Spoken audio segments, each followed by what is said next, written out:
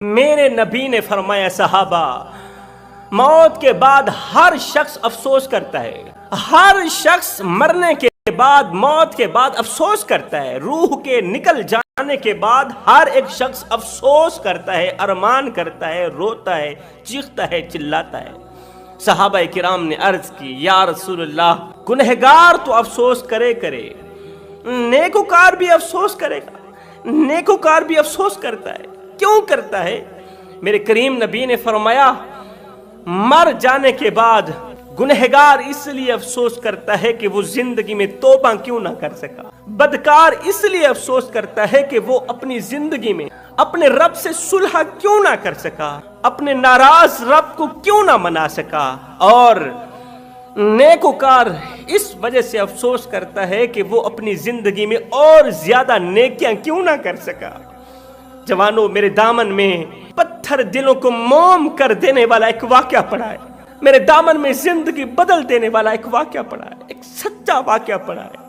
اس عبرت ناک واقعہ نے لاکھوں کروڑوں بھٹکے ہوئے نوجوانوں کو راہ راست پر لگا دیا، لاکھوں کروڑوں بھٹکے ہوئے بے نمازیوں کو نمازی بنا دیا، اللہ کا ولی بنا دیا۔ آپ بھی ایک بار اس واقعے کو دل کے کانوں سے سنیں، انشاءاللہ یہ سبق آموز اور عبرت ناک واقعہ تمہاری زندگی بدل دینے کا ذریعہ بنے گا، تمہاری زندگی میں انقلاب لانے کا ذریعہ بنے گا، تم اللہ کے محبوب بن جاؤ گے، توبہ کرنے پر مجبور ہو جاؤ گے۔ میرے کریم نبی نے فرمایا، صحابہ، میں اللہ کا حبیب ہوں، پھر فرمایا جو جوان جوانی میں توبہ کرتا ہے وہ بھی اللہ کا حبیب بن جاؤ، او نہ اللہ کے حبیب بن جاؤ، او نہ اللہ کے دوست بن جاؤ۔ جب تم اپنی ساری زندگی مالک کے نام کر دو گے تو پھر وہ ساری کائنات تمہارے نام کر دے گی۔ جوانوں، ایک عبادت گزار شخص تھا، متقی پرہیزگار تھا، دنیا کے میلوں سے بے خبر ہو کر اللہ کی یاد میں مصروف رہتا تھا، دن کو روزہ رکھتا، پوری رات قیام کرتا تھا۔ اس نے اپنے دل کا تعلق اپنے رب کی ذات کے ساتھ جوڑا ہوا تھا، سبحان اللہ۔ اس نے رب سے صلح کر رکھی تھی، رب کو منا رکھا تھا، اللہ کا محبوب تھا۔ یہ کہیں جا رہا تھا کہ راستے میں ایک قبرستان آیا، اس نے سوچا کہ کیوں نہ رک کر فاتحہ پڑھ لوں، آج میں کسی کے لیے فاتحہ پڑھوں گا تو کل میرے لیے بھی کوئی فاتحہ پڑھنے آ جائے، ہو سکتا ہے اس کے منہ سے نکلی فاتحہ میری بخشش کا ذریعہ بن جائے۔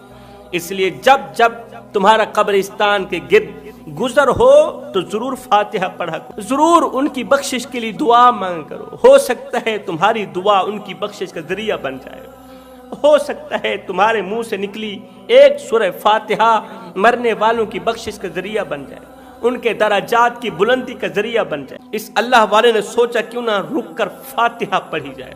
اللہ والا رک گیا، اس نے دونوں ہاتھ اٹھائے، قبل اس کے دونوں ہاتھ اٹھاتا اچانک اس کی نظر ایک ایسی قبر کے اوپر پڑی کہ اس قبر کے اوپر ایک سانپ بیٹھا ہوا تھا۔ قبرستان ہے، قبرستان کی ایک بدقسمت قبر ہے، بدقسمت بدبخت مردے کی قبر ہے جس کے اوپر سانپ بیٹھا ہوا تھا۔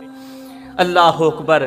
بزرگ کو فاتحہ بھول گئی، قبر کی طرف بڑھا جس قبر کے اوپر سانپ بیٹھا تھا، سانپ کی طرف بڑھا کہ اس سانپ کو ہر حال میں نے مارنا ہے۔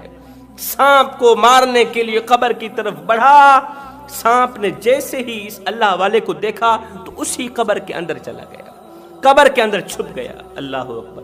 ایک سوراخ تھا، سوراخ کے اندر سے گزر کر قبر کے اندر چلا گیا۔ اس اللہ والے نے کیا کیا، قبر کے بالکل قریب آیا، ساتھ میں بیٹھا تو اللہ والے نے محسوس کیا کہ اس قبر کے اندر سے حرام کی بدبو آ رہی ہے، استغفر اللہ، حرام کی بدبو آ رہی ہے۔ اللہ والے نے جیسے ہی قبر سے تھوڑی سی مٹی اکھاڑی، مٹی کو اپنے ہاتھ میں لی اور جب ناک کے قریب کیا، سونگا تو واقعی مٹی کے اندر سے حرام کی بدبو آ رہی۔ سوچا کہ صرف اسی قبر کے اندر سے حرام کی بدبو آ رہی ہے یا باقی والی قبروں کی مٹی سے بھی حرام کی بدبو آ رہی ہے۔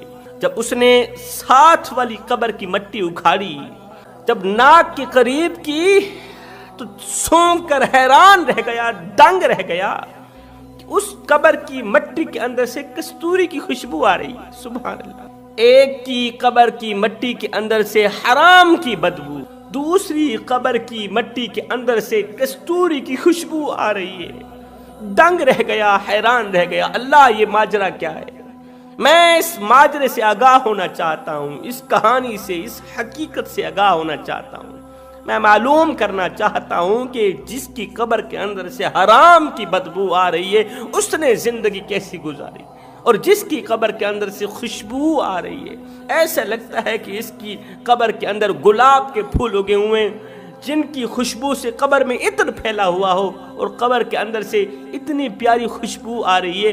میں جاننا چاہتا ہوں، معلوم کرنا چاہتا ہوں کہ یہ قبر والا کس طرح کی زندگی گزار کے قبر کے اندر گیا ہے کہ اس کی زندگی میں کیے گئے نیک اعمال اس کی بخشش کا ذریعہ بنے اور اس کی قبر کے اندر خوشبو پھیلانے کا ذریعہ بنے۔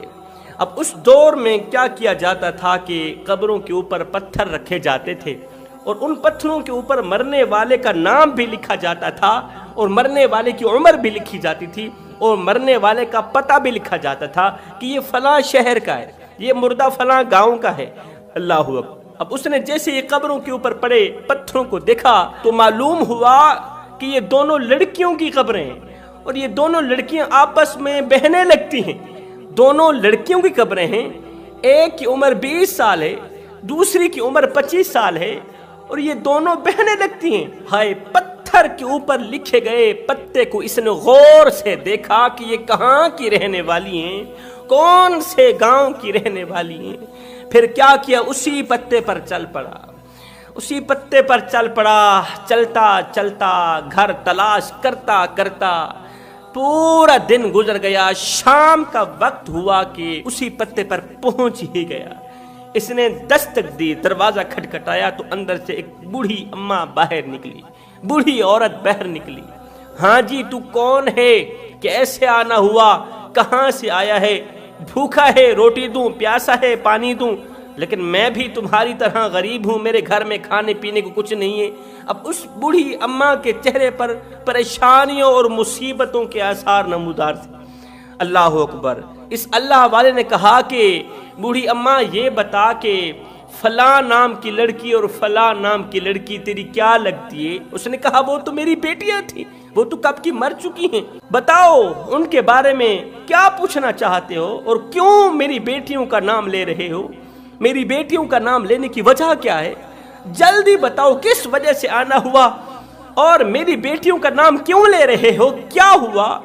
کون سی وجہ بنی؟ اس اللہ والے نے کہا کہ تمہاری ایک بیٹی کی قبر کے اوپر سانپ بیٹھا ہوا تھا، جب میں سانپ کو بھگانے کے لیے قبر کے قریب آیا تو مجھے محسوس ہوا کہ قبر کے اندر سے حرام کی بدبو آ رہی ہے۔ ساتھ ہی دوسری قبر تھی، فلاں نام کی لڑکی کی قبر تھی، تو جب میں نے اس قبر کی مٹی سونگھی تو مجھے پتہ چلا کہ اس کی قبر کے اندر سے کستوری کی خوشبو آ رہی ہے، پیاری سی خوشبو آ رہی ہے۔ دونوں قبروں کی مٹی کی خوشبوئیں سونگ کر میں نے اندازہ لگا لیا ہے کہ کون سی قبر جنتی کی قبر ہے، کون سی قبر جہنمی لڑکی کی قبر۔ مجھے تو ایسا لگتا ہے کہ تمہاری ایک بیٹی کی قبر جہنم کے گڑھوں میں سے گڑھا بنی ہوئی، دوسری بیٹی کی قبر جنت کے باغوں میں سے باغ بنی پڑی۔ اماں، اتنا دور سے آیا ہوں، میں مسافر ہوں، بس یہ جاننے کے لیے، معلوم کرنے کے لیے کہ وہ بیٹی جس کی قبر کے اوپر سانپ بیٹھا تھا اور اس کی قبر کے اندر حرام کی بدبو آ رہی تھی، مجھے بتاؤ اس نے زندگی کیسی گزاری، وہ زندگی میں کس طرح رہا کرتی تھی، اس کا اٹھنا بیٹھنا کس طرح کا تھا، کہیں وہ کوئی گناہ تو نہیں کرتی تھی؟ اگر وہ گناہ کرتی تھی تو کون سے ایسے گناہ کرتی تھی؟ مجھے بتاؤ، تاکہ میں اپنی اسلام کی مقدس شہزادیوں کو ان گناہوں سے روکوں جو گناہ تیری بیٹی بڑے شوق سے کرتی تھی، اور انہی گناہوں کی نحوست کی وجہ سے آج اس کی قبر جہنم کے گڑھوں میں سے گڑھا بنی ہوئی ہے۔ تو اس بوڑھی اماں نے کہا، بیٹے تو دور سے آیا ہے، سچ پوچھتے ہو تو حقیقت یہ ہے، ایک وقت تھا کہ ہم بہت بڑے مالدار تھے، رئیس تھے، علاقے میں ہمارا نام تھا، ہمارے پاس پیسہ تھا، دولت تھی، اور وہ بیٹی جس کی قبر کے اوپر سانپ بیٹھا تھا، جس کی قبر کے اندر سے بدبو آ رہی ہے، سب سے پہلے میں اس بیٹی کی کہانی سناتی ہوں کہ ہم دونوں ماں اور بیٹی کہیں لمبے سفر کو جا رہے تھے۔ ہم نے ایک اچھی سی سواری گھر سے باہر نکالی اور کھانے پینے کا ضرورت کا سامان اپنے ہمراہ لیا اور سفر کو چل پڑے۔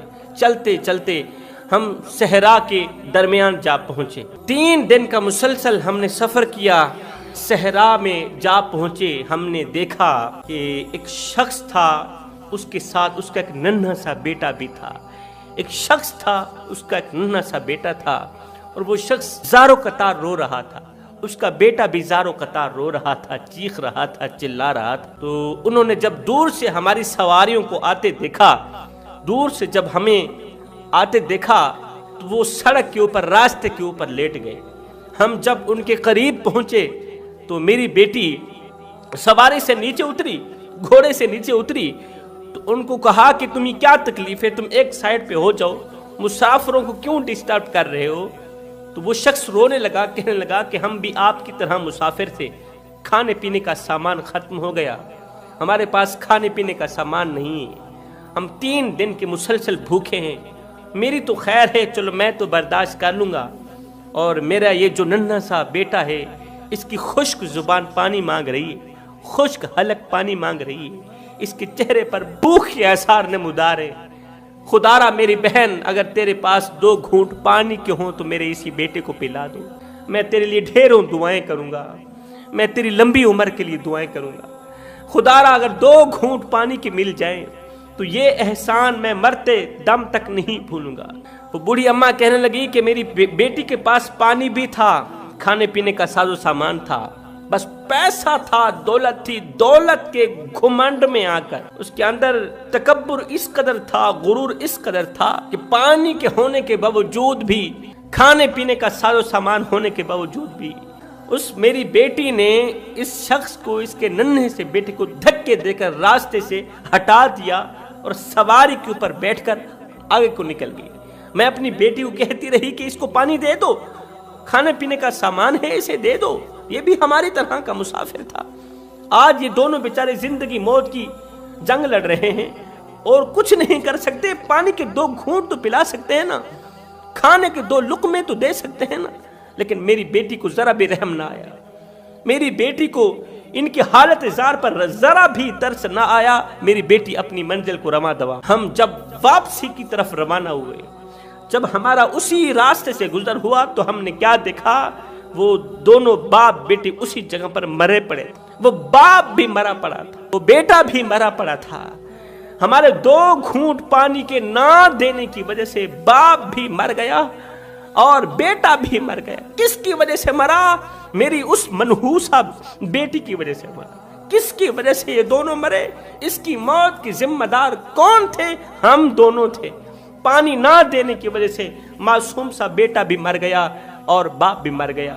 بیٹا، مجھے لگتا ہے غریب کے بچے کو پانی نہ دینے کی وجہ سے اللہ نے اس کی قبر کو جہنم کے گڑھوں میں سے گڑھا بنا دیا ہے۔ اللہ، دولت ہونے کے باوجود بھی، مال ہونے کے باوجود بھی لوگ دروازے پر آئے کسی سائل کو کھانا نہیں کھلا، کسی بھوکے کو کھانا نہیں کھلاتے، کسی پیاسے کو پانی نہیں پلاتے۔